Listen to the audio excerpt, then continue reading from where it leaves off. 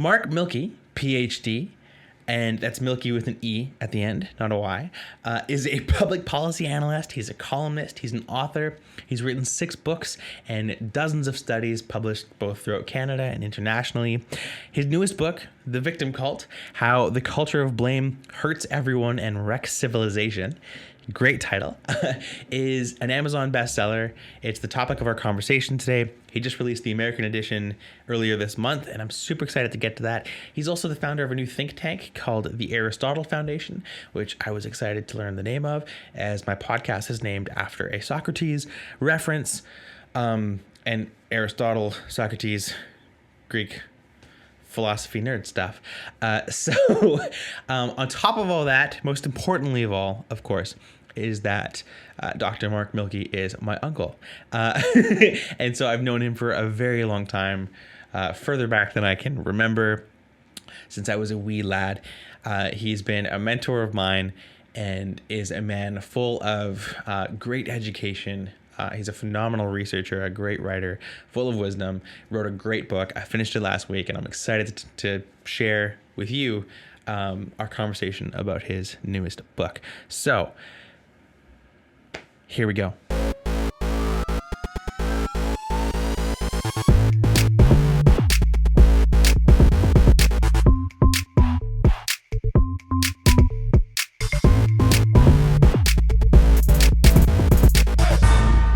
Ladies and gentlemen, welcome to the Hemlock podcast. As I said, I'm super excited to get to my interview with Mark Milke, author of The Victim Cult.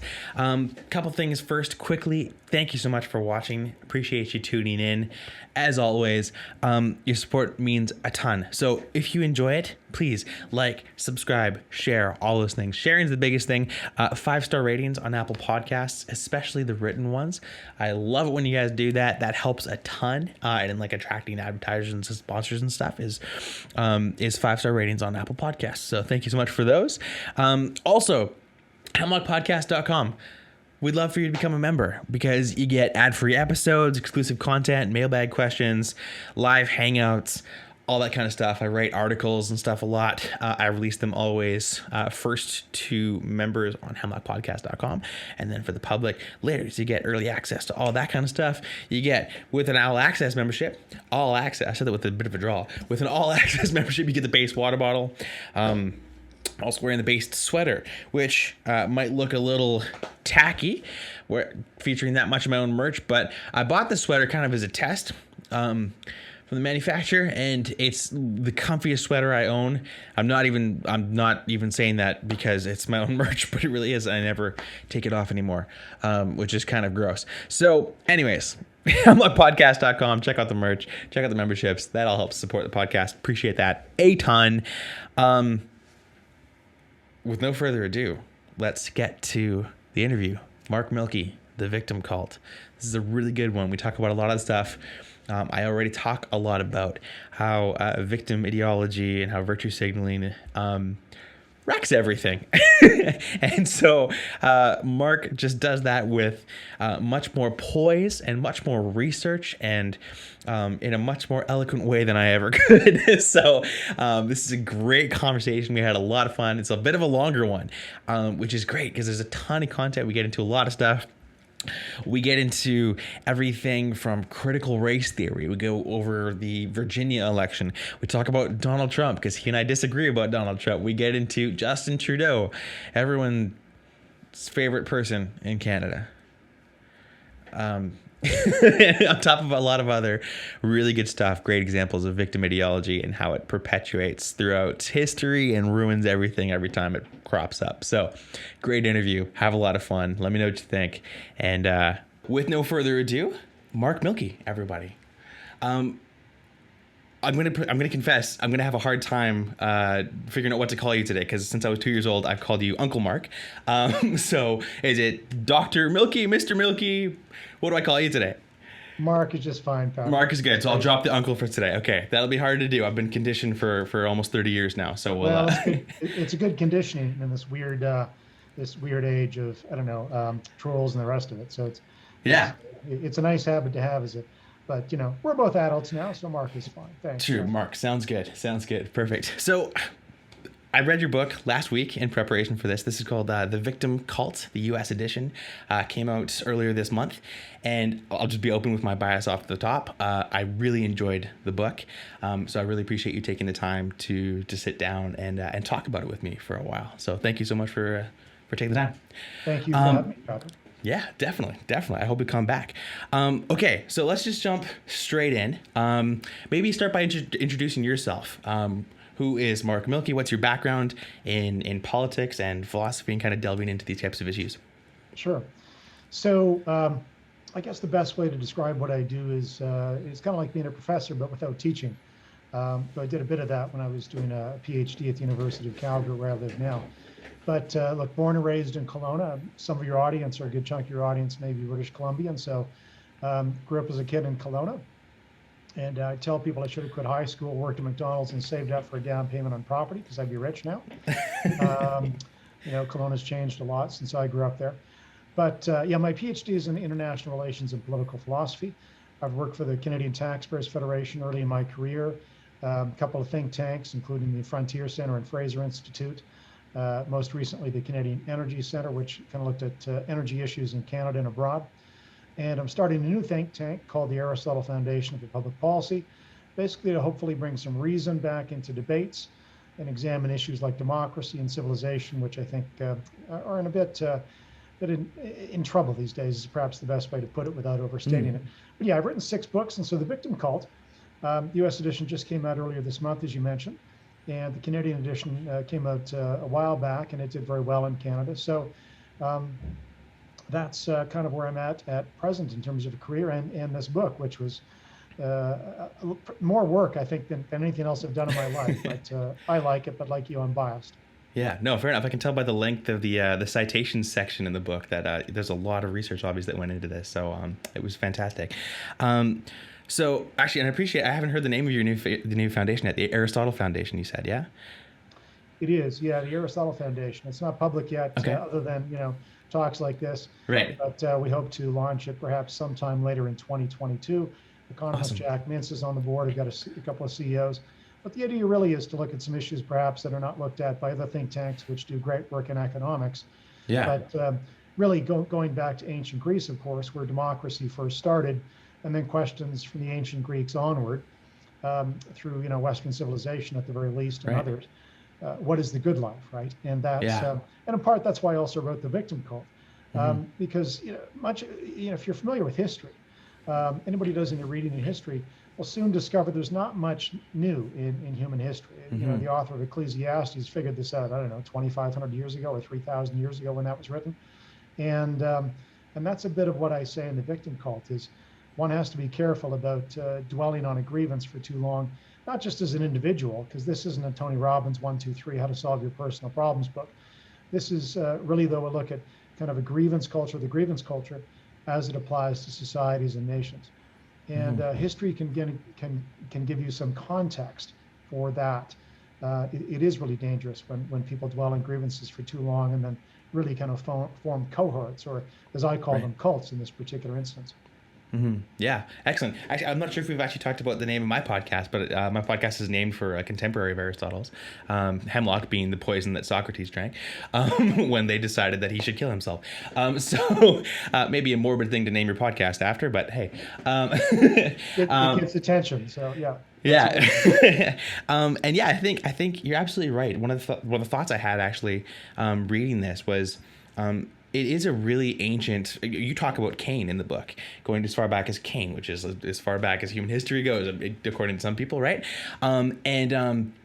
And I think you look at examples, I was reading the story of Tiberius Gracchus in Rome, right? Part of the reason a lot of the violence and resentment that came out of that was basically they decided to make this rule of not letting landowners own more than what was called 500 jugera, which I believe is about half a square mile of land. You couldn't own more than that. And this is generations after land had been purchased and bought and sold and passed down to kids and all this kind of stuff. And then decided to instigate this rule. Well, that just generations later trying to fix a problem like that all that did was breed resentment and violence that perpetuated for generations and eventually led to, it was one of the contributing factors in Rome's fall, right? And you go into those examples, you go into Punch, you go into Hutus and Tutsis, you go into the Palestinian-Israel conflict, a lot of great examples.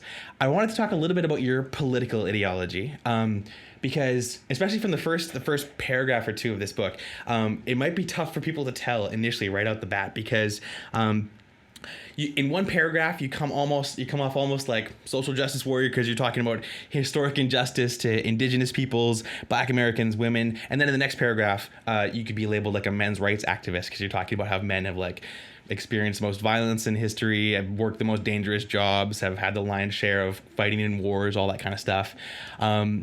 You attack Donald Trump in one sentence, and I'd love to come back to that because I slightly disagree with your opinion of him, and that's totally okay. But I want to come back. I'd say critique as opposed to attack. Sure. That's absolutely a fair clarification. And then you're attacking like the college students he was attacking in the next paragraph. So you really do come across as a centrist, which I think a lot of conservatives in general come off as centrist because the Overton window has shifted so much. But if you had to describe your ideology, your politics, how would you do that? Well, maybe pragmatic as opposed to ideological. Look, I guess I'd be a classical liberal, or these days a small c conservative, right? What you would label someone, I guess, depends on where you sit. If you're in Europe, I'm a classical liberal, right? Or liberal. Right. If you're in the United States, I'm small c conservative, same with Canada, philosophically, in the sense that, look, Edmund Burke, the famous, parliamentarian from the 18th century, who wrote Reflections on the Revolution in France, and is thought of as really perhaps one of the conservatives because of that, took an approach that I think is valuable, which is evolutionary as opposed to revolutionary, right? Most revolutions in human history don't end well. Even the American Revolution could be argued to be a conservative evolution. They wanted their rights back. As British citizens or English citizens, they said, listen, you've taken our rights, King George III, we want them back. We want taxation with representation.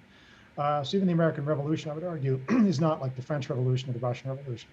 But I would describe my views as Burkean conservative. Evolution over revolution is the preference. What's tried and true. But you have to be open to ideas, which Burke was. And classical liberal in the sense of, I think the individual matters. When someone comes, to make it concrete, when someone applies for a job in government or a business, I don't think their skin color, character, gender, anything like that, ethnicity should be looked at. Not 50 years ago, not today.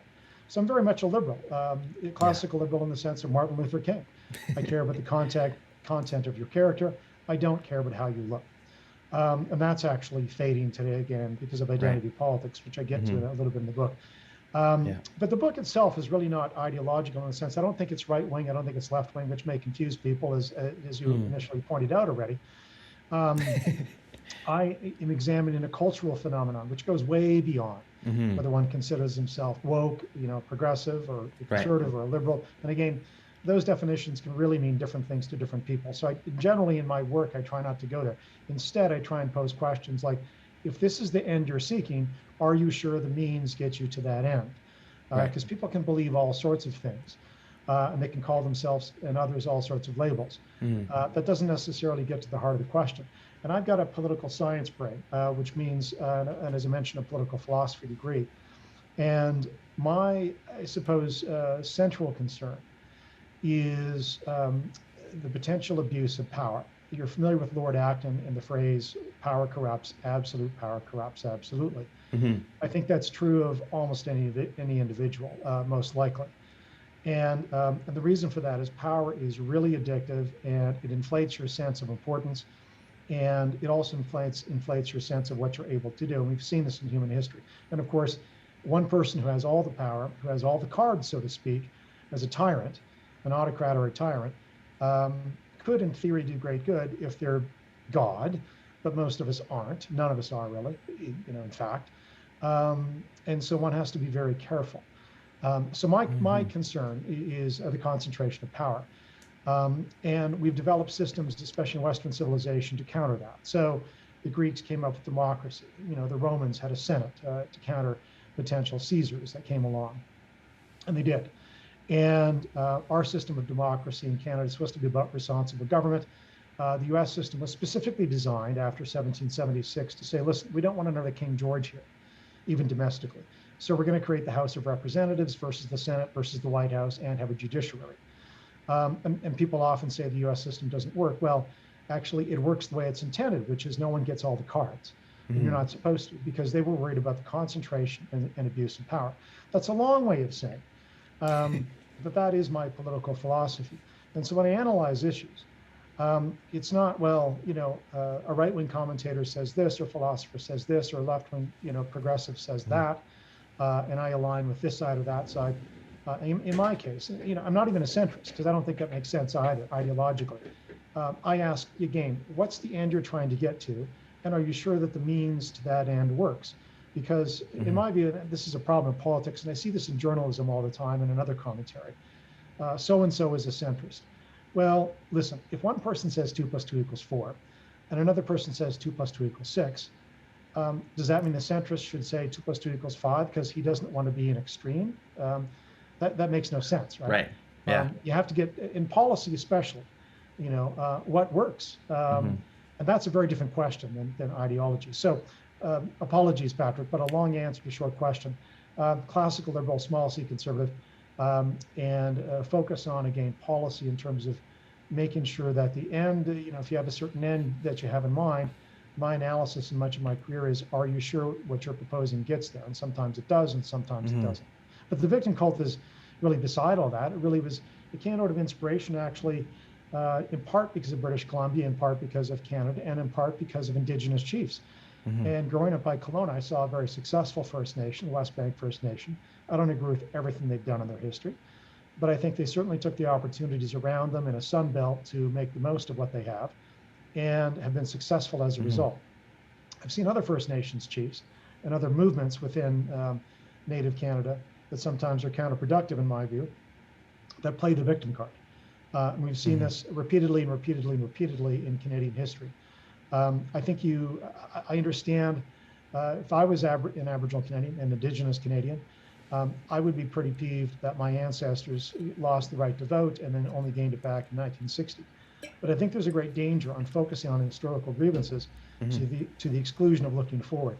And so really the victim cult started with that inspiration, with that observation. And it's an observation that the person who wrote the foreword, Ellis Ross, now running for the BC Liberals, but an MLA on the coast there in British Columbia, and former chief at the Haisla First Nation, chief elected councillor. Ellis had the same and has the same observation I do.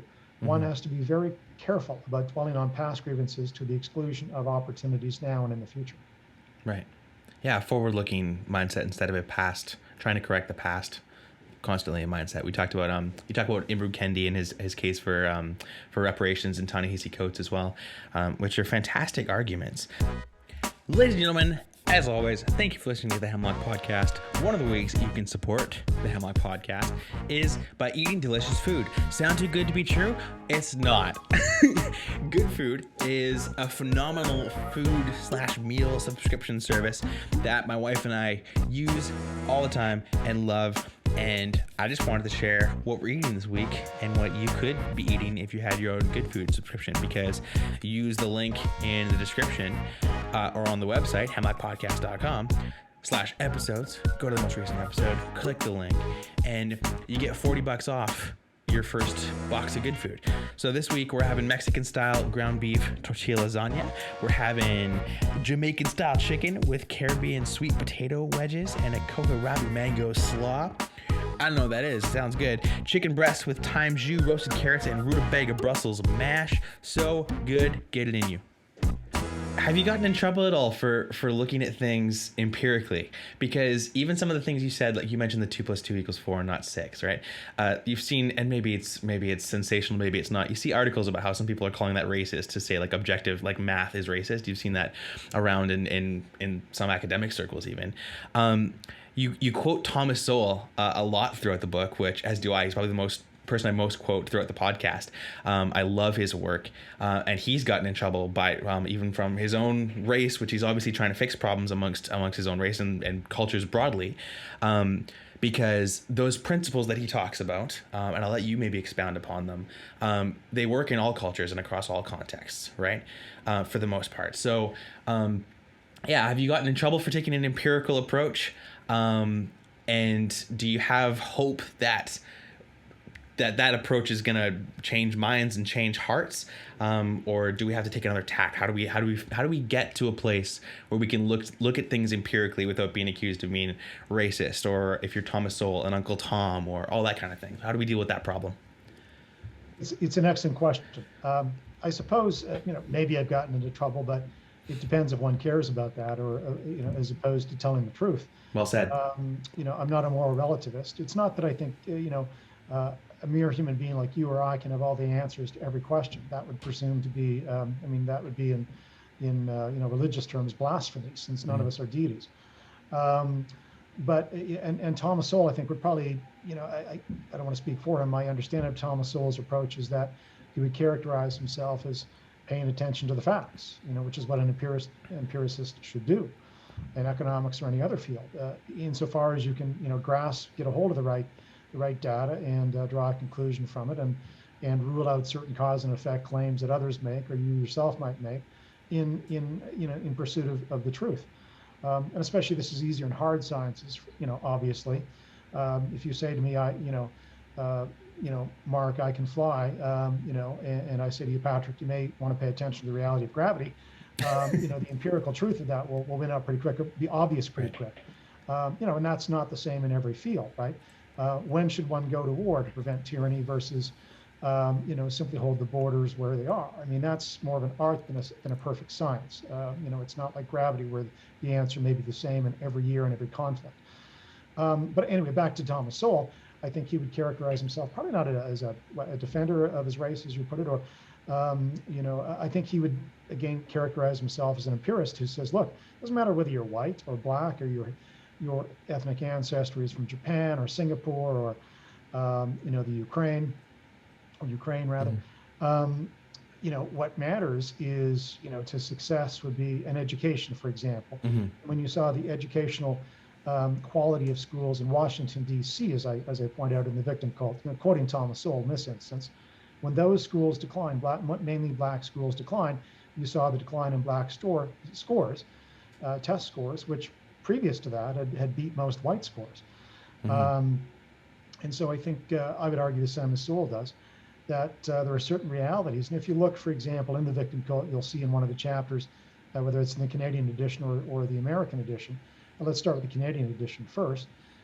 People will claim, for example, that the reason for differences in outcomes between, say, Indigenous Canadians right now in statistics, the average income of an Indigenous person in Canada versus a non-Indigenous person, in other words, everybody else, is due to racism or institutional racism. I would argue that's not the case, actually. And in fact, what you have to do is you have to engage in apple-to-apple comparisons. So in The Victim Cult, I do that. In one of the chapters where I look at someone who's 25 to 34, has a university degree, works full-time, full year, Indigenous, non-Indigenous, their incomes are practically the same. In fact, I think there's about a $100 advantage to the Indigenous Canadian. Now, what that shows you is people in similar circumstances, similar education, likely living near a city. Show me the discrimination. Thomas Soule does the same thing with Black Americans, says, show me the discrimination. It's not that personal prejudice doesn't exist, but that's not the same as institutional discrimination. And when you dive into the numbers, you say, okay, show me the case then for compensation in the case of Black Americans from slavery. Or are you missing, again, this is if you're trying to get to a certain end, are you sure that you've identified the right cause? In the case of Black Americans and arguments around reparations for slavery, Ibram Kendi, that argument, and from others, well, there may be reasons closer to modern day that explain the disparity in outcomes between, say, white Americans and Asian Americans and Black Americans, such as the fact that if you're an American of, say, Taiwanese origin, that's your ethnicity, or that's where your family came from, or where you came from, your education levels, university degrees, those who complete university, are about more than three times higher than that of Black Americans, and also significantly higher than white Americans. Well, what does that tell you? You're probably going to have a higher income because we know university education brings a higher income. People wrongly blame, say, institutional discrimination. Or again, back to Canada, Indigenous Canadians. There's a greater proportion of Indigenous Canadians that live in rural areas in Canada. And rural Canadians also earn less. There's a reason for that. They're not near a major city. They're not near educational opportunities. They're not near multiple career opportunities, especially the more rural you get. Plus, of course, First Nations reserves, some of them are in the middle of nowhere. They're not, most of them are not near major centers. So if you have a good chunk of the Indigenous population, at least the First Nations population, Treaty Indians, as they used to be called, status Indians, on reserve, not a majority, but a good chunk. Those reserves often are in the middle of nowhere. They're poor because they lack opportunity nearby and educational opportunities beyond high school. So that will depress incomes. Again, a lot of people point to factors that are not necessarily as relevant as they think or relevant at all. And that's the danger. And so whether it's Thomas Soule or myself, I think you at least have to start with the data. Because if you don't start with the data, or you do what some people do these days and try and dismiss it as artificially racist, redefine racism to say data is racist, like 2 + 2 = 4 is a racist, whatever. It's bizarre. And you're kind of an Alice in Wonderland area. You can't actually, you can't actually have a rational debate. And there's a danger there, by the way, because what are you back to? You're back to red tooth and claw. If there's if you can't agree on a common set of data points or facts, at least as a start, then you know what you're back to. Power struggles, and that's it, which is actually kind of what the woke progressive left is about these days. They argue, and this goes back to even Alan Bloom in The Closing of the American Mind in 1987, where Alan Bloom observed this.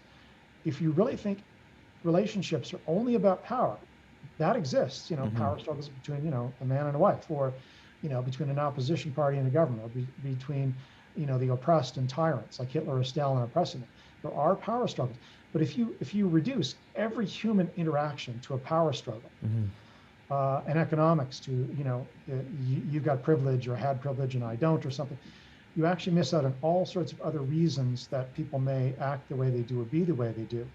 And the notion that power explains everything doesn't explain why someone throws himself in a grenade to save their brother in arms. It doesn't explain the love of a mother who might sacrifice herself for her child. And certainly go to all ends to raise that child in the best way she knows how. There's much in life that is not explained by power politics, but if you reduce everything to power and also obliterate data, then there is no basis for discussion. There is no basis for shared humanity. You're actually back to a power struggle, and these days based on identity of skin color or ethnicity. That's actually where it gets really concerning and dangerous. And this is why I go into examples like Rwanda in the book, or Germany between 1800 and 1945.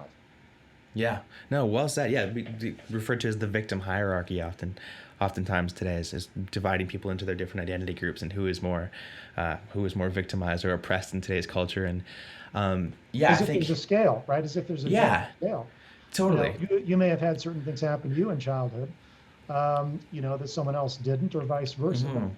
How do you weigh the suffering of a man who lost his limb in World War II, compared to maybe his sister who lost a husband in World War II? Like, how do you equate that kind of suffering? As if there's some, or again, the denial of Indigenous rights before 1960 in Canada to, I don't know, the slavery of an Indigenous person in the 1800s in British Columbia by a First Nation, when, the Imperial British were trying to wipe out slavery. Like, how do you equate the suffering, the various types of suffering, as if there's impartial scale in human history? Yeah. There isn't. That doesn't mean you shouldn't pay attention to it. And the closer the suffering is to modern day or yesterday, try and make some remedy for it. And then if I steal your property, you have the right to go to court and say, I want that back, right? As you should, if I defraud you in some legal agreement. But the further you go back, the more difficult this becomes. And yet we're into Alice in Wonderland these days again, where people want to correct for things that happened 100 or 1,000 years ago, but create new victims in the present, ironically. Absolutely. Yeah. I think I wrote an article myself as a critique of, I started reading the Communist Manifesto Just so I've read a bunch of critiques of Marx, but I hadn't read the Communist Manifesto itself. So I wanted to just like, you always get accused of that. Have you ever read Marx? So I wanted to get into it. And I started writing critiques on it basically because within the first few paragraphs of that manifesto, it falls apart. One of the ways it falls apart, in my opinion, is it's this almost childlike oversimplification of classifying everyone into oppressor and oppressed, which is that power dynamic, that power struggle you're talking about. And I was actually really validated to find that a section like that in your book where you talk about how it's just way oversimplified. It's not a realistic view of human history.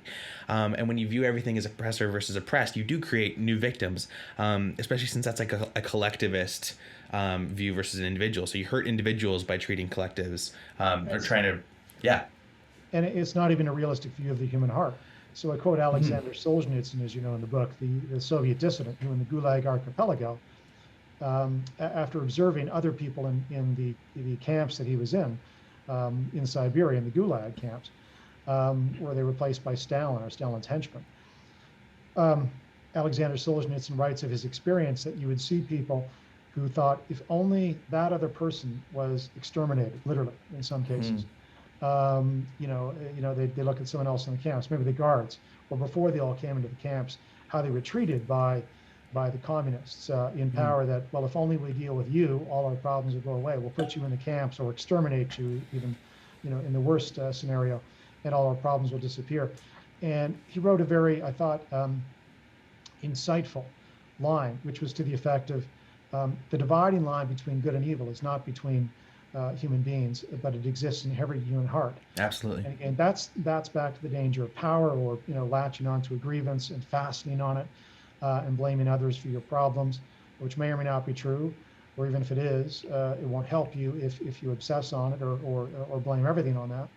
But Alexander Solzhenitsyn was right, and without paying attention to that dividing line, you find movements that arise based on a past wrong. So Germans after 1800 were abused by the French. I mean, they spent a decade or two or whatever it was trying to remove the French from German lands because the French were abusing them when they ruled over them, as happens in occupations.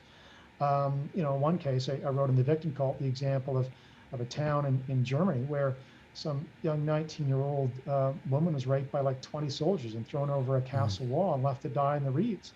I mean, of course that will anger you as a German. These atrocities in war.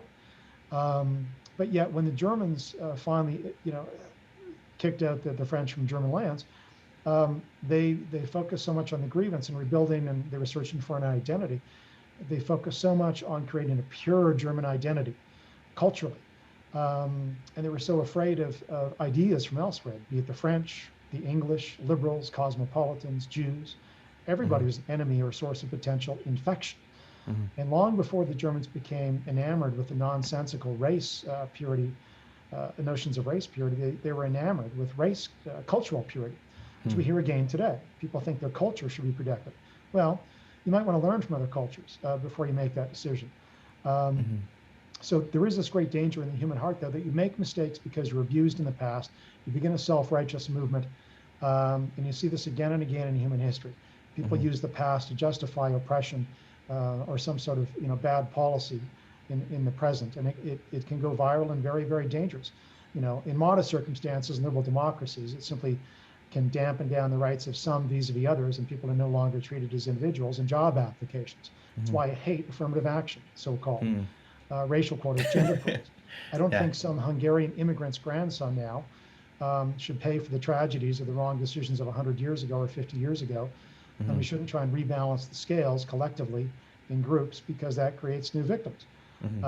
So it's nonsensical. It's a utopian approach to trying to correct for past wrongs by discriminating against people in the present. And it largely hurts, that practice specifically largely hurts those it purports to help, right? If you look at stats on like, let's say, black dropout rates in American universities, because when you're kind of falsely, when you're fudging the numbers to allow more blacks to go to college, which sounds like a noble pursuit, right? What happens is you can't identify that maybe the schools they're coming from have problems, and so they're not as prepared for that college as they would have been had they needed the same test scores as Asian Americans, for example, right? And so they're actually dropping out at higher rates because they're not being prepared by the schools they came from properly to go to the universities they're actually getting into, and so they actually end up being hurt by those kind of policies because people aren't looking at the data. They're doing what feels good rather than what does good in a lot of those cases. And this is the Thomas Soule argument about race admissions, right? Mm-hmm. Doing that doesn't do anyone a favor, Mm-hmm. because you're telling people they that may not be qualified for Harvard, they should get into Harvard when they would have succeeded at a school that was perhaps less tough or less prestigious or whatever it is, Absolutely. less tough in terms of the academic workload. I've got a colleague, who is helping out with the Aristotle Foundation, whose ancestry is Chinese. And he despises, race and gender quotas because he doesn't want his kids to ever be seen as somehow having benefited from an artificial hand up when he would argue they don't need it. It's insulting, Rise and fall in their own merit, yeah. Yeah. And so he doesn't want anybody to ever be suspicious of how they get to where they're going to go. Mm-hmm. But the victim cult. I do think these dangers arise again in part from good aims. People see someone suffering and want to help them. Right. So make sure you do it the right way. Yeah. So in terms of racial and gender quotas, the mistake there is not in the initial sort of desire to help. It's in the means to the end. How you help people who are disadvantaged, and how you do that is not by asking about their skin color or even their background. You say, okay, if you're poor and you want to get into university in Canada or college in the United States, let's see how we can help you based on your income or your parents' income. But let's not discriminate, based on race, because maybe you're the grandson of Bill Cosby or some other famous black entertainer, and you can well afford to pay the full freight. But maybe again, some kid who's the great grandson of a Holocaust survivor is poor. That kid, should get the hand up in terms of financing. So it makes much more sense to look at people as individuals than as part of some collective. No, absolutely. I wanted to kind of address that actually, because you talk about the Virginia election has been in the news a lot recently. What's up, everybody? Thanks for listening to the Hemlock podcast. You thought this was going to be another ad, didn't you? Well, you lucky duck. Guess what? The whole episode is talking about Mark Milke's The Victim Cult, how the culture of blame hurts everyone and wrecks civilizations. So you get to miss out on this one. That's a little shorter, but still, you should go to hemlockpodcast.com/memberships or /merch or /books, I think, and check out other books you can buy from the podcast, merch you can buy from the podcast, or become a member, an all access member, because you get ad-free episodes and live hangouts and mailbag questions and a free water bottle that says based, because you're based, which means authentic, real, you have a soul.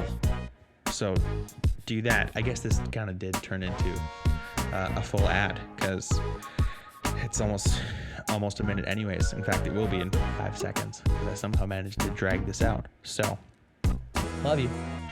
The Virginia election has been in the news a lot recently.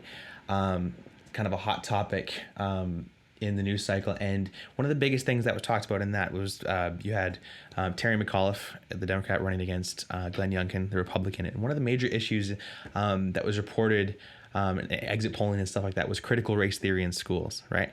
And so critical race, the discussion around critical race theory is really toxic. People go, critical race theory is not being taught in schools. Yes, it is. And it's just like people butting heads online and stuff. And the argument is that it's not in the curriculum, but you mentioned this in the book, not critical race theory specifically, but critical theory, right? It's parent. And Marxism, Marxist philosophy is as a parent to that. That these professors and stuff, that critical theory has existed in colleges for decades at this point, right? Centuries, if you go further back and kind of look at the upstream of that. So critical race theory is this boogeyman, does exist, doesn't exist, being taught in schools, not being taught in schools. Is it just a boogeyman, or what are your opinions on things like critical theory and Marxist philosophies, the resurgence of that in academia? Well, I do think it's harmful. I don't think it should be banned. I think that's a mistake. And I think what you want to do as a practical policy solution is allow people to say, look, charter schools are good, diversity in schools. in school curriculums. And if somebody wants to teach their kids that they should view themselves as an oppressor or victim based on their skin color or ethnicity or what have you, I suppose they can go do that. If I had children, I wouldn't be putting my kids in a school like that. Okay. Likewise, I think others should be able to say this is nonsensical. And we prefer the Martin Luther King, Alexander Solzhenitsyn approach, which is we all have good and evil in our hearts, and let's look at your character. So, and I think what's happening in the United States, and it's perhaps not as publicized as much in Canada, when you see instances of kids being told, either explicitly or implicitly, that they are a victim because of their ethnicity in a modern liberal democracy like the United States or Canada or the United Kingdom, that they're a victim or oppressor because of their race. When Ontario outlawed discrimination on the basis of race in the 1950s for employment, for accommodation, or going into restaurants. No, first of all, I think they're wrong in the facts. Second of all, though, it's a very dangerous thing to do because again, this is Ibram Kendi's theory, that all differences in outcomes, when you measure by race, right? You do the statistics, right. You look at the U.S. Census, you look at Statistics Canada. If there's a difference in average outcomes, that any difference in outcomes must be due to race, to racism. It's nonsensical.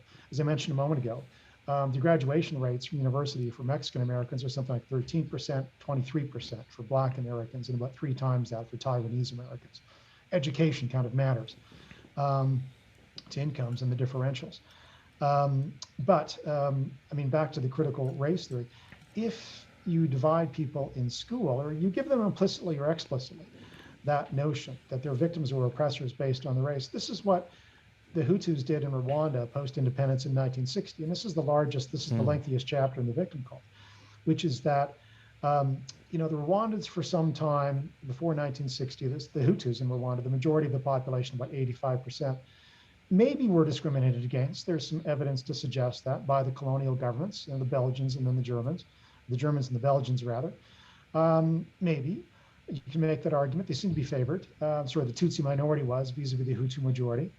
There's also some evidence to suggest that part of this was a result of occupations chosen. If you're a rancher, which a lot of Tutsis were, you had better money, better income than a farmer, which was what a lot of the Hutus were involved in, subsistence farming. So, there may have been economic disparities because of economics, because of careers chosen, occupations chosen. Nonetheless, after the 1960s, the Hutu in power began to discriminate against the Tutsis, and pretty brutally, in pogroms on occasion. But in the school system, the kids are taught, especially coming in the 1970s and the 1980s and the early 1990s before the genocide, that you as a Tutsi are an oppressor. And you're an occupier in our indigenous lands. This was the rhetoric from the Hutus. And doesn't that sound familiar today? And it's dangerous, and it's wrong. And there are articles or there's comments from those who were taught together as Hutus and Tutsis as children in the 1940s, 1950s, before the Hutu radicals took power. Or those who introduced a radicalized curriculum. There's stories in the 1940s and 1950s in the victim cult that I tell where a Hutu child says, we used to play together. We didn't know Hutu from Tutsis. But once this race doctrine was introduced into the schools in the 1960s, we were no longer, or our children would no longer play together. And teachers began to identify us, by our looks, and supposedly you could tell the difference between a Tutsi and a Hutu. And this, frankly, I think is the state propaganda that set up Rwanda to fail and set it up for genocide. And there was much else that went into what happened in 1993. But certainly this notion that you should teach kids that they're a beneficiary or an oppressor because of their race is, even in liberal democracies where we have all sorts of safeguards against this going murderous and viral, even in democracies, it's dangerous because I don't think it's a true reflection of. Wouldn't that be an argument then for banning something like critical race theory? If you look at examples like Rwanda, and this is where that kind of situation starts.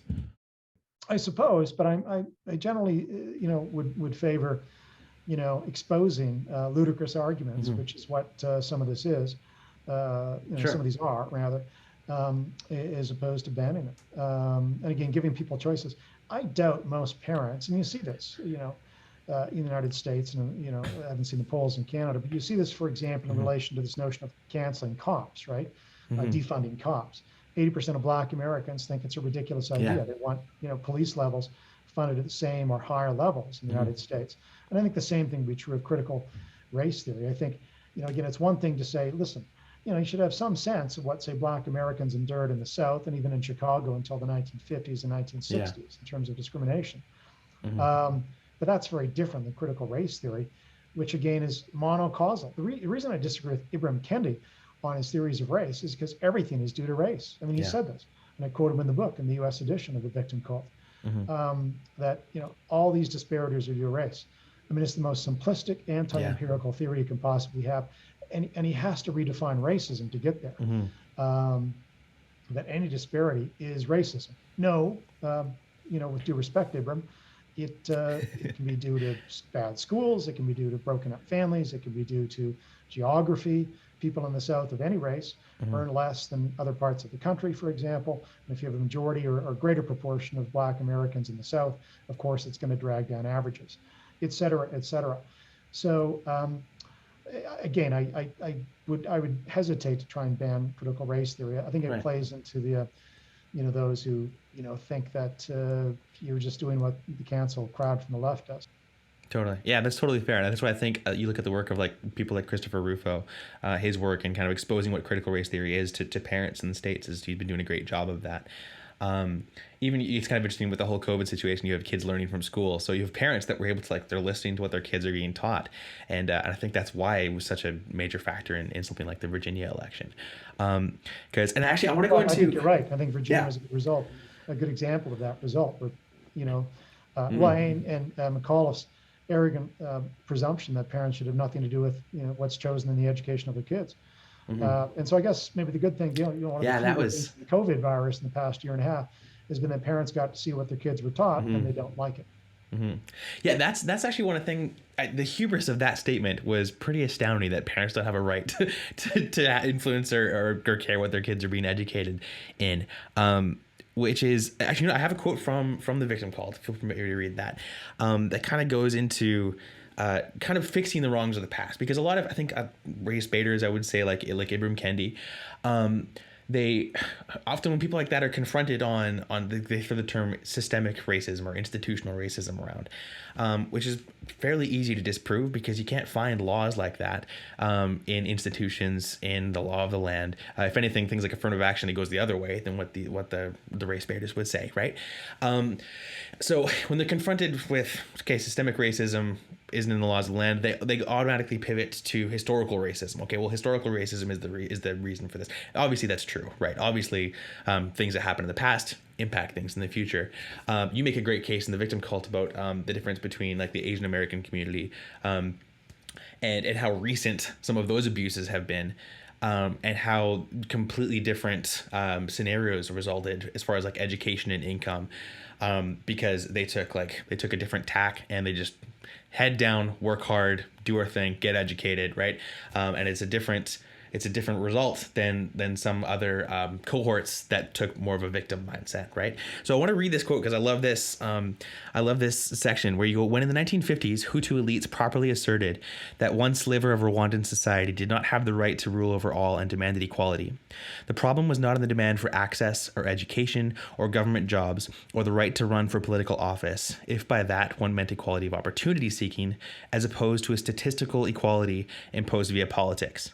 A demand for equality of opportunity on a go-forward basis is foundational for a liberal society where individuals are cemented at the center of law, policy, and rights.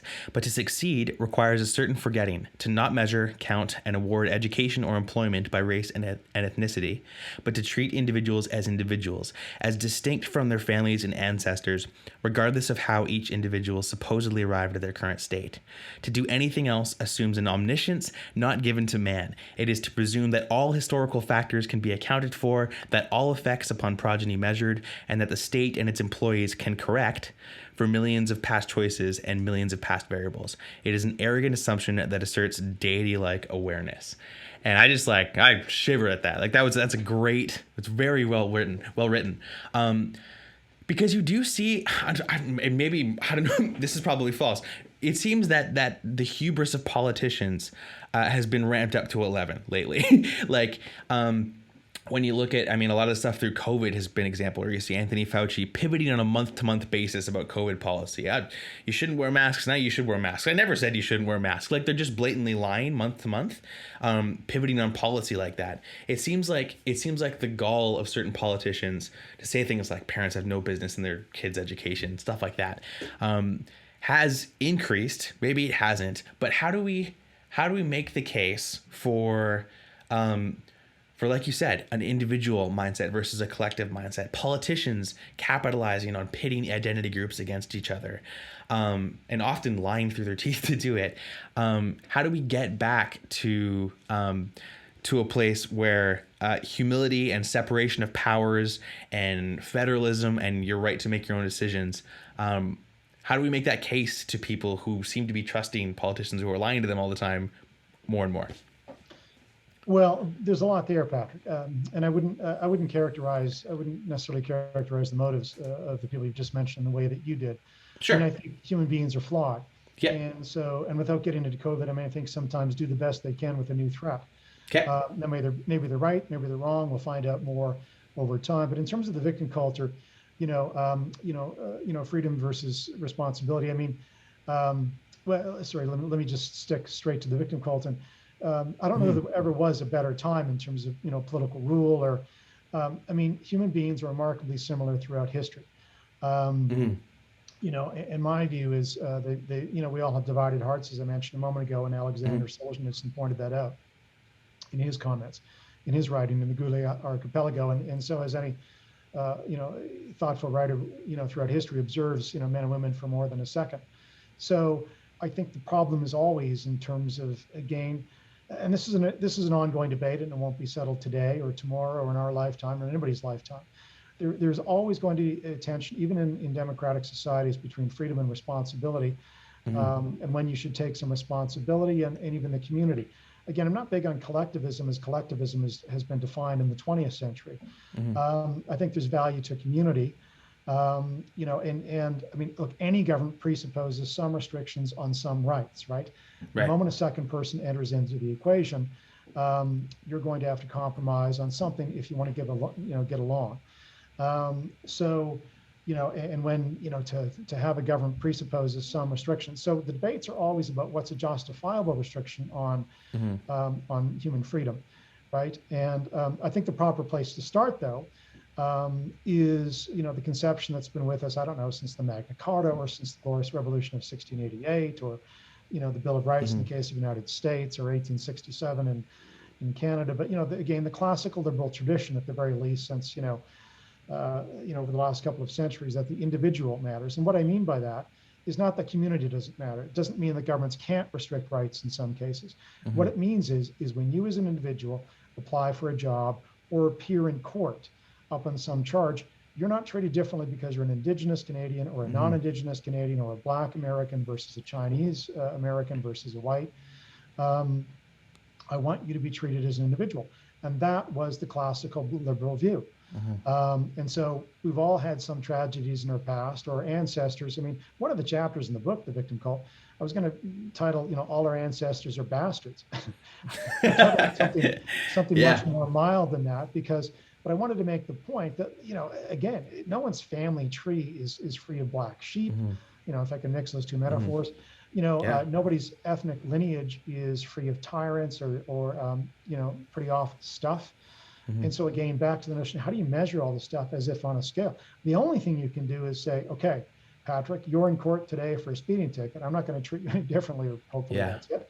I'm not going to treat you any different than someone else, male, female, whatever your, ancestry is, or the skin color. We're getting away from that a little bit again, based on, yes, but this person had a tough childhood, or their ancestral brethren did. That's really dangerous. So that's what I mean by treating an individual as the same in law and policy. There is no call to discriminate. Now, again, if you've stolen my property, or you, the government, have stolen my property, as happened to Japanese Canadians and Japanese Americans, I think I deserve some compensation. A year, 5 years, maybe even 50 years later. But the longer the time goes on, the tougher the case is to make. Mm-hmm. If you were a slave in the United States, when the Quakers freed slaves, they also compensated them. This was like in the late 1700s. Mm-hmm. So that made sense because the Quakers benefited. You want to talk about white privilege? There was white privilege in that case. Plantation owners in the 1860s and before, of course, they had white privilege vis-a-vis their black slaves. Mm-hmm. And of course, there should have been compensation at the end of the Civil War. But 150 years later, there's so much that has kind of, occurred since then, where again, I would argue someone's status today as a Black American, or I don't know, a Palestinian in the West Bank has a lot more to do with what's happened in the last 5 years or 50 years than say 100 years ago or 150 years ago. And I think this is especially true of, again, debates over Indigenous ancestry in Canada or slavery in the United States. But I think you have to look to more modern day causes. But certainly, again, that's how you treat people as individuals, is by saying the government stole something from you, and we're going to give it back. Now, Indigenous, issues in Canada are a whole other ball of wax because there has been a substantial amount of compensation over the years. I've written plenty of studies on this, or several studies on this notion. But anyway, on the victim cult, the danger is, again, going away from awarding privileges or compensation based on ethnicity as opposed to specific circumstances that are more recent. Right. I think doing the former really gets it gets us into a thicket of competing victim claims from groups. Yeah, because no one has the godlike competence or wherewithal to do that well and justly. And fairly, it's a godlike. Not the farther you go back. Yesterday, maybe, a judge can sort it out, tomorrow, we hope, but not going back much farther than, 5 years, 10 years, 50 years. Yeah, totally. Yeah. I wanted to ask you about, so you talk about how a lot of people, the identity politics types, view the economy as a zero-sum game, right? That the economy is a fixed pie, and if I have more of the pie than you do, it's because I stole it from you, that kind of thing. So can you explain a little bit more about what that means, the economy being a zero-sum game or a fixed pie? Explain what that means, and then talk about how that's not the case and your argument against the identity politics types. Sure, let's talk about it in the case of debates over should there be compensation now to Indigenous Canadians. I would argue there has been a significant amount of spending on Indigenous Canadians. I would think it's quite clear. You can see that in the data. I once produced a report for the Fraser Institute showing the dramatic growth in spending on First Nations people in Canada. Again, those who used to be called Treaty Indians in particular, who had treaty rights and on reserve or off reserve, but also other benefits.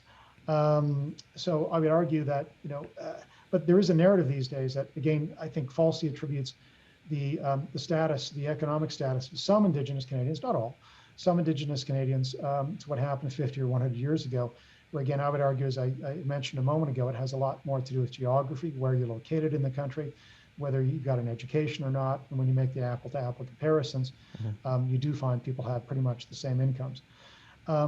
But the flaw in the argument is that some who argue every sort of disparity between, again, the averages between Indigenous Canadians and others is due to institutional racism or the fact that land was stolen. Well, that ignores treaties across most of the country, with the exception of British Columbia in the south. It ignores how even in British Columbia, First Nations are treated as if they had a treaty in many instances, but perhaps not all. But it also misunderstands how economies grow. I mean, the British Empire was not like the Spanish Empire. It was not like the Portuguese, let's go with the Spanish in particular. Yes, the Spanish, raided some, Inca vaults of gold, in Mexico, modern day Mexico. But for the most part, you don't see the Brits, the colonial powers in North America until they, moved out the French in the United States and Canada. You don't see the British, becoming wealthy or Canada becoming wealthy because of stolen property. There were treaties, but also it misunderstands the argument that this was the case, misunderstands how wealth is created. Wealth is created by labor. It is, it is created by, if you have property, certainly, cultivating the land and the farms that are on it. But you can't argue from. I mean, this goes back to John Stuart Mill, right? The land itself is not terribly valuable, right? You got to do something with it. Yeah. And when you have land that's not really used, for example, for farms before it's enclosed, whether it's in Great Britain, and in Scotland, in particular, because they had the same debates we did. When the Scots a lot of people were chased off, Scottish land and into the cities, and the farms were enclosed. And that's where they could develop the land to make money off of it. The same here. I mean, that's where the money was created in the cultivation of the land. If you've got a fruit tree in the middle of nowhere and everyone picks off of it, no one's making money. You can grab an apple, but if you enclose land and plant, 20 fruit trees, 20 apple trees, then the owner of that land, yes, makes money. But that's how economies grow. And whether it's indigenous Canadians who came across the Bering Strait 20,000 years ago, yes, they began a nascent economy. They developed a nascent economy. But everyone that's come to Canada. Maybe that's the best way to explain it. There have been waves of immigrants since the first, people came across the Bering Strait 20,000 years ago, who we now call indigenous or their ancestors. Every immigrant ever since, whether from Great Britain or the Congo or Mexico or the Philippines, has contributed to the growth of the Canadian economy. And not through stealing other people's property for the most part. And I would argue again, I mean, the treaties were not, the property was not stolen. There were agreements. And in fact, the early settlers in Canada, the French and the English, contributed to the growth of the country, which also benefited Indigenous Canadians. Now, the sin or the great tragedy of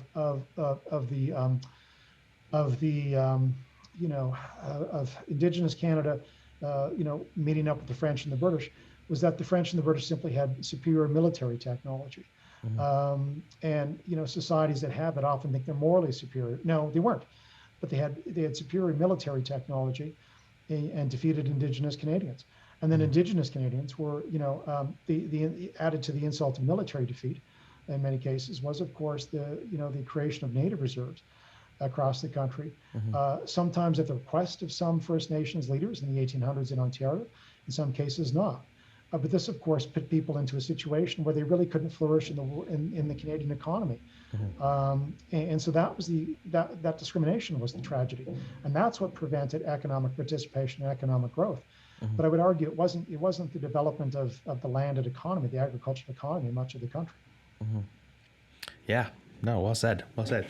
I wanted to ask you, as a very well-educated man, you have your Ph.D. Is there any hope for universities? Because you see a lot of these really bad ideas, incredibly prolific in modern universities. What the hell do we do about universities?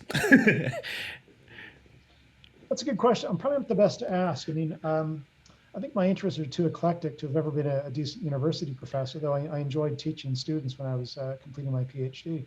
And it probably helps to be, I think, so I haven't given, a lot of thought to university reform, other than I think, competition is better than not. Right. I think it, for example, was a tragedy that the Law Society of British Columbia did not give Trinity Western University, did not approve their law school application based on the fact that Trinity was a conservative Christian college or university. I think they should have.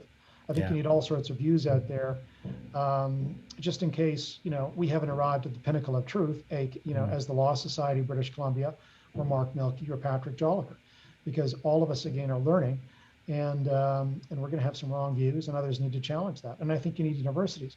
So is there hope for universities? Well, I hope so. And I also think, maybe their focus on publishing is crazy.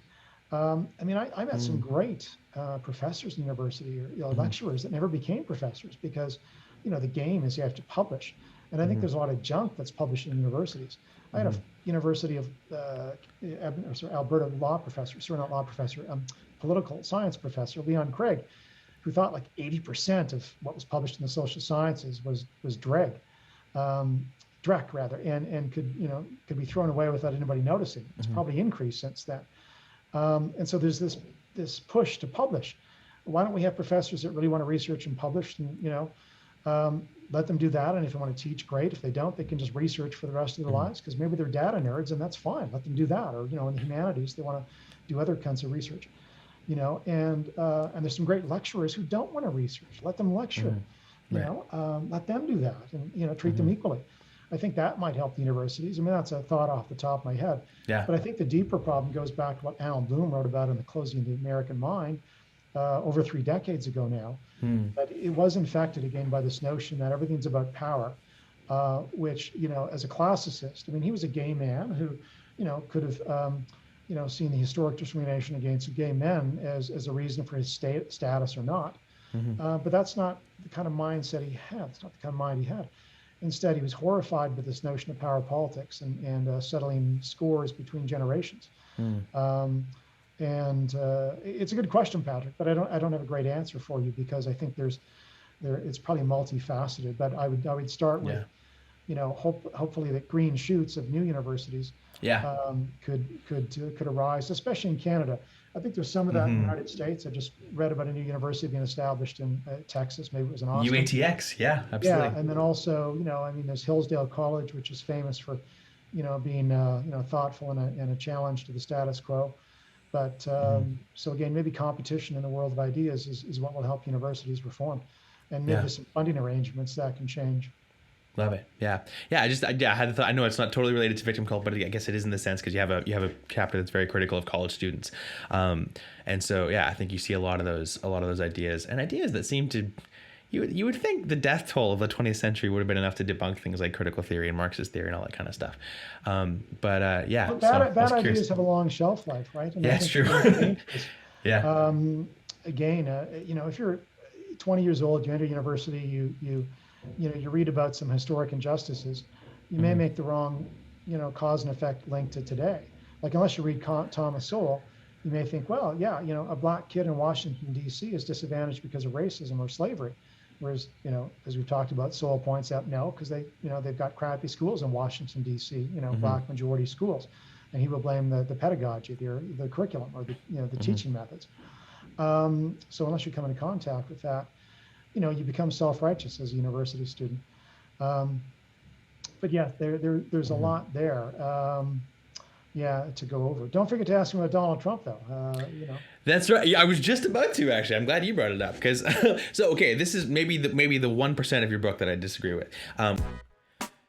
Ladies and gentlemen, this is the last ad you have to listen to this episode. But I have to ask, why are you still listening to ads when you could be enjoying the sweet, sweet freedom of ad-free episodes simply by signing up for a membership at hemlockpodcast.com/memberships? Because your time is better spent, doing things like reading The Victim Cult by Mark Milke. TheVictimCult.com, hemlockpodcast.com/books. Either one of those links will lead you to a place where you can purchase The Victim Cult. You could be reading that rather than listening to me do an ad read. But that's just the way life is, right? My wife has to eat food, and I do that by doing ad reads. So go to one of those links. They're in the description. Read The Victim Cult by Mark Milke. It's a phenomenal book. It's a great read. It's a ton of knowledge. I love you. So, this is maybe the 1% of your book that I disagree with, which is that's totally fine. I love, we talk a lot on the phone and stuff, and one of the things I love about our conversations is we can disagree and we have great discussions, where a lot of people just get into toxic nonsense. So I'm looking forward to this part. Because I think too, I wanted to address this for listeners as well, because you front load the book with a very brutal critique of Donald Trump. And I hope that doesn't turn people off who would agree with and laud like the 98% of the book after, right? And so I do want to say, like, if you're a stout Trump supporter or whatever, you identify with him, or maybe a lot of people have mixed feelings about him. They like a lot of what he did and don't like a lot of what else he did. I feel that way myself. Read the whole book, because The Victim Cult has so many great things to say, despite how you feel about Trump, because I feel like that might turn people off, and you wrote it and defended it well. But a couple quick things is, so you basically classified, and correct me if I'm mischaracterizing this, but you classified his campaign as as having a victim mindset. He was constantly, and that's to a certain extent, I agree with that. He was constantly whinging about the media and about yada yada blah blah blah, they're so unfair to me, that kind of thing, right? And he would turn things on himself, and you mentioned those examples in the book. I agree to a large extent. A lot of that is true. Something interesting about Trump, though, is I disagree with certain attacks you made. Like you talk about the way he talked about Mexicans or the disabled, stuff like that. And I feel like I may know the instances you're talking of, right? So this disabled one was where he made a little hand motion like this, which I've seen a compilation since that's the way he mocks everybody. And so it's just, there's certain things like that where there were a lot of things in the media that were unfair, that were false about him, right? I'm not to try to defend Donald Trump, but whether you're talking about Russian collusion or as recently as the Virginia election, the very fine people on both sides lie, right? That was perpetuated up until the Virginia election. What was that, a month ago? Where he gets accused of saying they were during the Charlottesville protest with the polo shirt, tiki torch, actual white supremacists, right? He was accused of saying there are very fine people on both sides, meaning I think white supremacists and neo-Nazis are fine people. What he was actually saying was that there are people there that are saying, hey, we shouldn't tear statues down. Those are fine people. And then there was fine people going, hey, we should tear the statue down because Robert E. Lee was a racist and a slave owner or whatever. And then there was Antifa, and then there was actual neo-Nazis and stuff. But he goes on in the next sentence to say, and I'm not very fine people on both sides, and I'm not talking about the neo-Nazis or the white supremacists. I condemn them utterly. That's almost a direct quote of what he said. Yeah. Those latter examples are not in the book. Some of the earlier ones, sure, treatment in 2016 totally. Are. Yeah, no, sorry, I'm not trying to say that you said those for sure. But I just say that for the context of when he complains about unfair media treatment, there are some major examples. The Russia collusion thing was like 3 years, right? And so, but was that a fair critique? Was that a fair thing for him to plead victimhood to when a lot of that stuff is true? Turns out in retrospect, no, because okay, in that case, the claim turned out to have been wrong. But I would say this: the reason. Sorry, which claim ended up being wrong? Sorry. The claim that the Trump campaign team in 2016 had colluded with the Russians, right? Right. Yeah. Exactly. But I don't think that quote is even in my book. If it is, correct me. But no, for sure. I talked about his 2015, 2016 campaign. Now, what struck me, and remember that I'm writing a book about mild, moderate, and murderous victim cults, right? And so I put Donald Trump's claims of 2015 and 2016, and then also in 2020 after he lost the election, in the mild category. And the reason I did that, though, I don't think we can examine the culture of victimhood, right? This notion I'm a victim, and a certain whining that goes along with that, or grievance culture, without looking at the president of the United States. I don't think my book would have had any credibility had I simply picked on American college students, which is almost a cliche, right? I don't think my chapter on American college students at Yale and UCLA is a cliche, but I think it could be interpreted that way if one doesn't take the time to read it. Or if I didn't talk about how terrorists even make victim claims, right? But on the mild side, and college students are somewhere between the mild and moderate claims.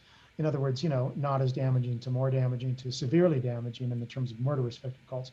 Donald Trump is on the mild side for his victim claims. But I mean, this is a man who gained notoriety in his career deliberately through the media. And more to the point, look, every politician is going to be unfairly treated by some in the media. I would argue it's probably true that the media in the United States and Canada generally swings left, more interventionist, more woke, to use a modern term. I think that's true in Canada. Barry Cooper, Lydia Miljan did a study for the Fraser Institute 20 years ago showing that was true in Canada. I suspect it's as true as ever and more.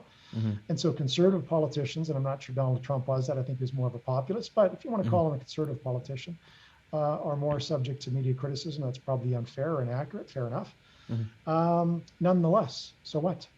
The entire point of the victim cult of writing it was to say, okay, maybe you're unfairly, maybe in a victim, or maybe you're not.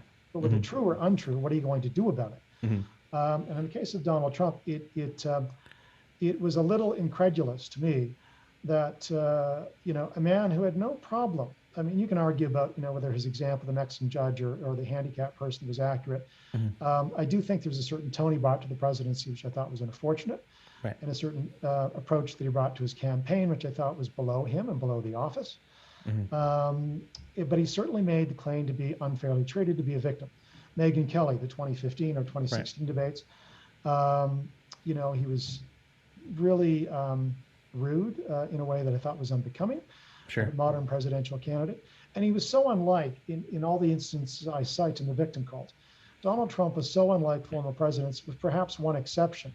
Richard Nixon in 1962 loses the California gubernatorial election and gives a bit of a whine in front of the press saying, you wanted Richard Nixon to kick around anymore. And that's famous, people who hate Richard Nixon will bring that up time and again or write about his complaint there. And it was probably true. He probably was treated unfairly by the media.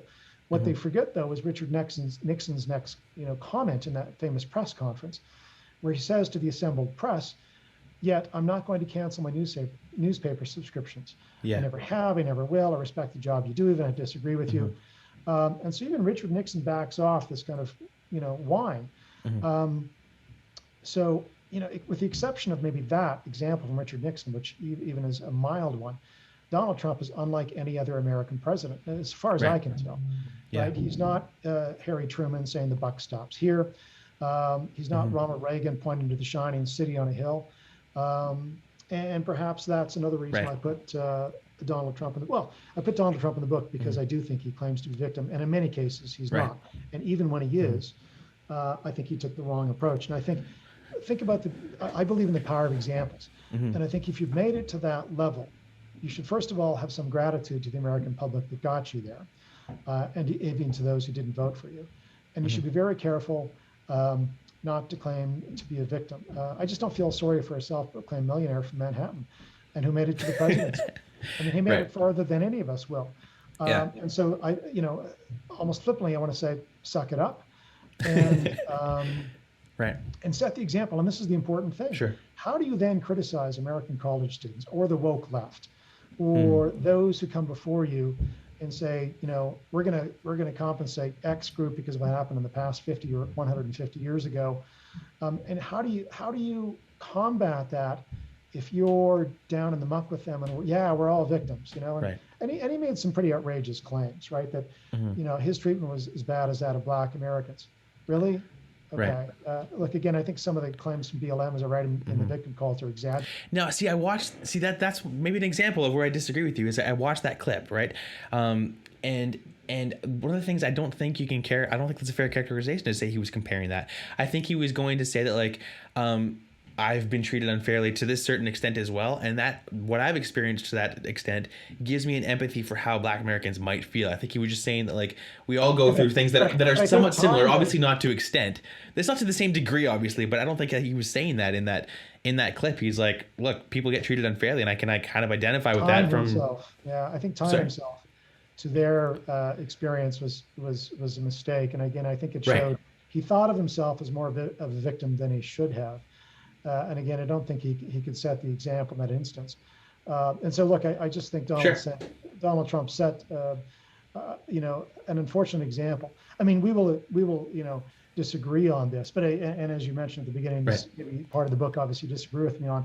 But I don't think the victim cult would have had any credibility had it not shown where Donald Trump himself claimed to be a victim. Plus, more generally, I don't expect you or any other reader to agree with 100% of the book. As an old teacher of mine used to say, if we both agree on everything, one of us isn't necessary. Right. Yeah, fair enough. Totally. And I think too, what I do very much agree with is the broader point you were making. I disagree with some of the specific examples you gave. But the broader point you made was that if our culture was not already a victimhood mindset culture, that tack would not have worked. Right.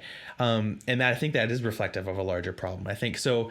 As far as maybe the reason I disagree with you is because I think his attacks on whining about the media, I think gave people awareness of the real problem. I think dishonesty in media is a huge problem, maybe one of the biggest problems in Western democracies. And so him complaining about how people are lying about him all the time had some utility, I think, in waking people up to that. Whereas the other side has... Sorry? I think every president does that to some degree, though, although not to the degree he did. I mean, George Bush Sr. famously took on Dan Rather in an interview in the early 1990s when he was running for president, or the president. I think he was running for the president. Actually, sorry, so maybe it was before 1988, where George H. Bush took on Dan Rather because Dan Rather kept mentioning Iran-Contra. Bush's whatever non-involvement or unwillingness to speak up on it while he was under Ronald Reagan, and George Bush, did what I think you should do, push back if you think you're getting a wrong, a ridiculous question or a ridiculous angle from a journalist. And George Bush Sr. pushed back and said, "Look, Dan." And there was an incident a couple months before where Dan Rather had walked off the news, as it was, in session or, on camera. And George Bush pushes back and said, "Look, how would you like it if I judged your career by the 10 seconds you were off the air, in New York City a couple of weeks ago, whatever it happened to be?"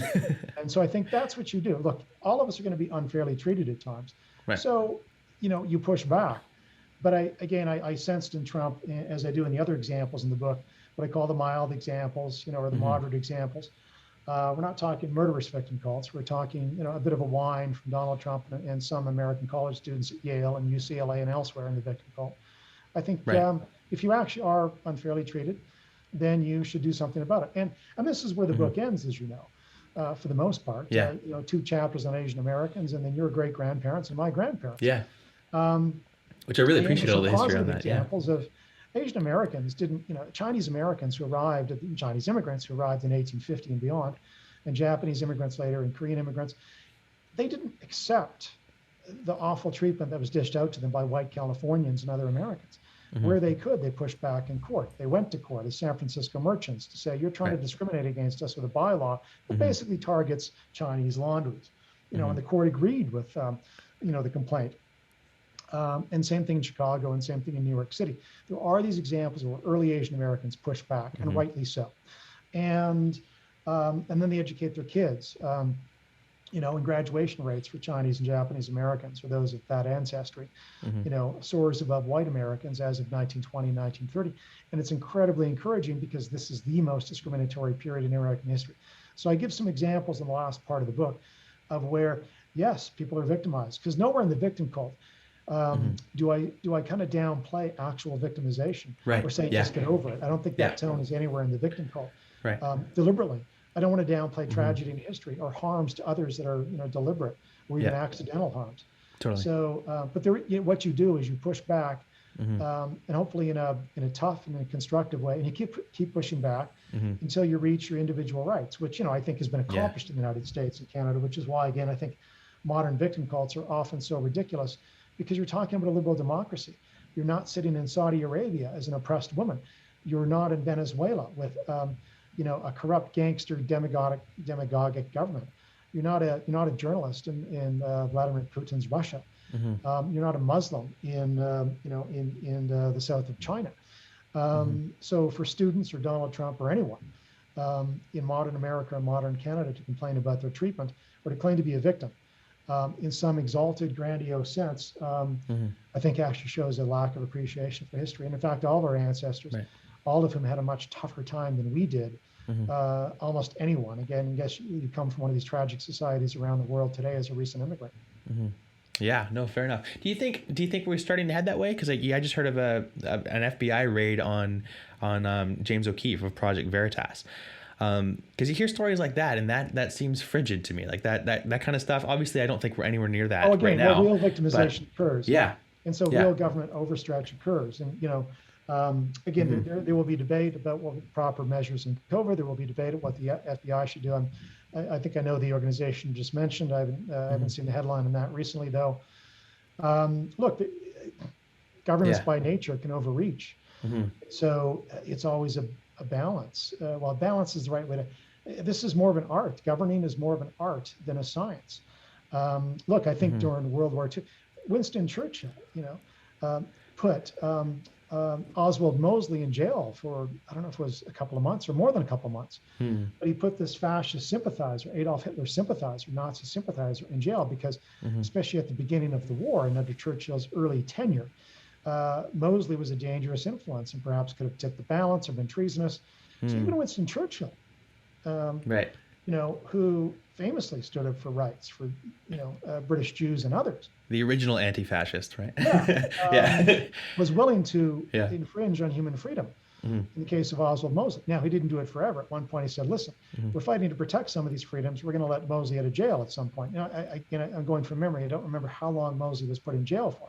And there were suspensions of your normal civil rights in Britain during the war, because it would be naive to think that people go on about their ordinary life, and you could have a few treasonous persons in the British population who wouldn't somehow find out where you were preparing your military maneuvers, say for D-Day. So there are restrictions that are justifiable. Where you get into the debates, understandably, is when and where those should be and where they should not be. And those are the kind of debates we're having today.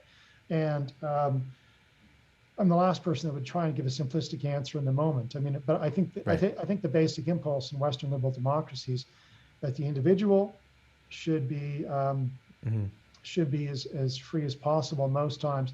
I think that's the right impulse. Where we're all going to end up disagreeing is on the specifics sometimes, right? Yeah, and I think what you do a fantastic job in the book of is, like, by recounting so many different examples, is you basically you go through a lot of the red flags of when these victim cults start to form, right? And maybe that's my inclination to defend Donald Trump, is because I feel like the side that's in power now, right? I want to say let's go Brandon, but that might be a little crass for an interview like this. But the Biden administration, for example, perpetuates a victim cult in, I think, a much worse way than Donald Trump, who might have been an example of pleading victimhood. But the Biden administration or the Trudeau administration has this perpetuation of, you are all victims. Let daddy government look after you, and let's give you a bunch of money, and by that they consolidate power, which is the problem you're talking about earlier, is consolidating power. You're right. Again, this is the problem. This is such a narrative today, and it's so common, so politicians cater to it. So Justin Trudeau is a good example, where during the election, a journalist asked a tough question of Justin Trudeau and the other candidates, the other party leaders rather, and mentioned Quebec corruption, and Quebec, repression of rights in Quebec, right? The law against religious symbols at work, that was clearly aimed at Muslim Quebecers, right? And Quebec has a long history of intolerance, starting with Jehovah's Witnesses in the 1940s and 1950s, which John Diefenbaker fought before he was prime minister as a civil rights lawyer. You see Quebec picking on English Quebecois ever since the 1970s, and again more recently with ramped up policies and legislation. When a journalist asks about this, almost all of the federal party leaders rush to Quebec's defense as if Quebec nationalists who are intolerant are somehow victims, and they're not. But certainly the prime minister was catering to that notion of victimization in Quebec, where I think, well, no, sorry, you're the bullies as Quebec nationalists and sovereigntists and separatists, and I really don't care that you as Quebec, French-speaking Quebecois, for those, and being specific, not all think this way, for those who want to claim to be a victim, that there was some, discrimination from English Quebecois, 50 or 100 years ago. The fact is, you've got the power now, and you're using it in the same way, which is to discriminate against other Quebecois, other Canadians. But Justin Trudeau and the rest of them pretty much collapsed on this one, as if some horrific insult had been given to Quebec, and that Quebec was victimized by a nasty English Canada by this one question from a journalist. So that's a good example. I agree with you. It's a good example of where this narrative is pretty deep, and it's pretty destructive, because in the province of Quebec, progressives should be all over. The woke crowd in our country should be all over and critical of the discrimination against individuals in Quebec, but they justify it on tribal grounds, or that Quebec was a victim 50 years ago. So again, this weird illogic is used to justify victim narratives, as opposed to saying, with respect, suck it up, regardless of what happened 50 years ago now. Treat individuals as individuals in law and policy, and you're not doing that as sovereigntists in Quebec. Yeah, no, excellent. Uncle Mark, just Mark, I forgot. Super appreciate you coming and talking about, obviously really enjoyed the book. As a final question to you, as a parting question, I think one of the most important things we can do is to look in the mirror as individuals, because I think all this stuff, like you said, evil is in the human heart. So what would you say to Americans, to Canadians, to everyone about finding and extracting victim impulses in ourselves? How do we do that introspectively first, and how do you think that translates into a broader society? I would say read history. Obviously, I'm biased. Read The Victim Cult, but read history, but Absolutely. also try and remember that most of human history had it much tougher than ourselves. Um, and understand that. And that's why I ended The Victim Cult with the example of your grandparents and great grandparents and my grandparents. Lydia, my grandmother, your great grandmother, who, from all intents and purposes, as I can tell, seemed to have a pretty rough early life, where she was 3 years old when they went from, Ukraine as Germans hoping to come to Canada, didn't make it, were sent back to Ukraine, then, ended up in Siberia on a farm, didn't, and then were shipped from there back to Central Europe, suffered through the First World War, lost two of her sisters. So your great grandmother and my grandmother suffered through 14 years of civil war, and was a child refugee, and finally made it to Canada in 1927. And I end The Victim Cult, as you know, with a look at how your great grandmother was able to look beyond that and live beyond that. I remember one time when I was a kid, Patrick, she signed a document with an X because she'd never learned how to read. She never had the opportunity, being shipped around Central Europe and Siberia for her early life, for much of her teenage years. Wow. And working on farms. And then came to Canada and married your great grandfather. Nonetheless, they carved out a good life in Canada. And I guess the point was, something, the choices they made in the 1930s, the 1940s, the 1950s, your great grandparents, my grandparents, had land in Kelowna. Had they kept that, I guess we all would have been, rich and sipping wine in an Italian villa, or, on a lakeshore cottage on Okanagan, But our grandparents, my grandparents or great grandparents, made a choice, to build a house now and then and sell it in what used to be a blue collar town in Kelowna in the middle of the last century. That's how he made his money. And their choices, to farm or not to farm, to come to Kelowna, especially by the time you're 40s, 50s, 60s, that determines much of your life, at least in a liberal democratic society, not a totalitarian state where you could be captured in prison forever. I get it. Then you're a victim. Then you're a victim of others' choices. You really are. But in a democracy, a mostly liberal democracy, for anyone to claim themselves as a victim, no, your great grandparents, my grandparents, their choices by their 40s and 50s and 60s really determine the course of their life more than anything else, and their children and their grandchildren and their great grandchildren. Their choices would have a much greater effect on you, on me, than anything that happened in 1919 Siberia or 1926 Central Europe, or even in Edmonton during the Great Depression. And that's why I ended the book with that. It was a hopeful look at the choices they made, and my grandparents being able to enjoy their rhubarbs and their roses, and bringing the best from the old world, and probably the fruits and the vegetables and even the roses, maybe, that my grandmother early in life somehow saw in the German communities where she was, and the attention to detail that producing beautiful red roses that you probably wouldn't remember, and they were gone by the time you were a child, but I certainly remember from my grandparents. And they didn't live like victims, my grandparents. Yeah. And so that's why I ended the book with that. Yeah, no, I love it. Absolutely love it. Obviously, I love the personal history there as well. Yeah, it's so interesting how, especially because you mentioned that you don't deny that that real victimhood exists, but it's so funny how often people who have every reason to play the victim card, every cause to play the victim card, who choose to not do that, don't stay as victims, because choosing to play the victim is normally what ends up you actually being a victim of yourself the rest of your life, and your situation and circumstance never improving, because you're not realizing how much of the answer lies within you. So I really appreciate that story. Really appreciated the book. Where can people go to find out more about The Victim Cult? Buy the book, obviously. thevictimcult.com. Always try and see if you can find a local bookstore. You can order it from there. You can do it at chapters.ca as well. Go to Chapters or Indigo stores. Amazon.ca has it. But you can start at thevictimcult.com or local bookstore, and you'll get more information there for sure. Excellent. And to follow you and your ideas, because you are a person worth following, especially with things like the Aristotle Foundation. How do people follow more about you? markmilke.com is where you want to go. Excellent. markmilke.com. .com? It is. .com. Excellent. Perfect. So go there, check it out. Buy The Victim Cult. Buy the Canadian edition and the American edition. They're both great. They both have a bunch of different information, and they're phenomenal reads. Uncle Mark, Dr. Mark Milke, thank you so much for coming to join the Hemlock podcast, and love you a ton, and I hope to have you back very quickly.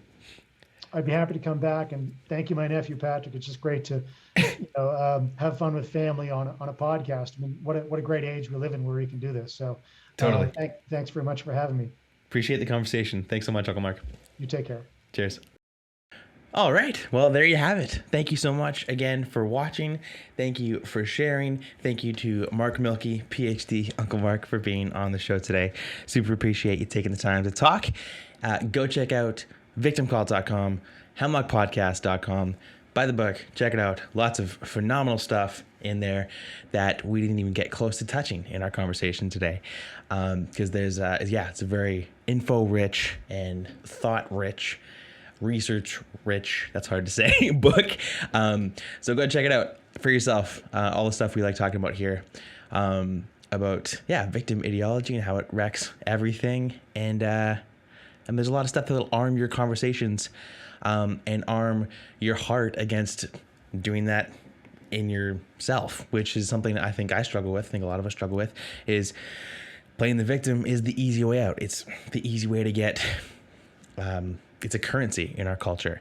Getting victim cred is an easy way to have unearned power and unearned, have people pay unearned attention to us because we claim victimhood where we aren't necessarily victims. And often that's what keeps us as victims, is not having the mindset to actually overcome and to struggle through, like so many of the people we talked about today, like my great grandmother, as he mentioned, which is such a cool story, obviously, for me to hear. I heard little bits and fragments, but this book actually delved into more than what I'd heard. So, digging deep within yourself, learning to not be a victim is so important. It may be one of the most important things we can do in 2021.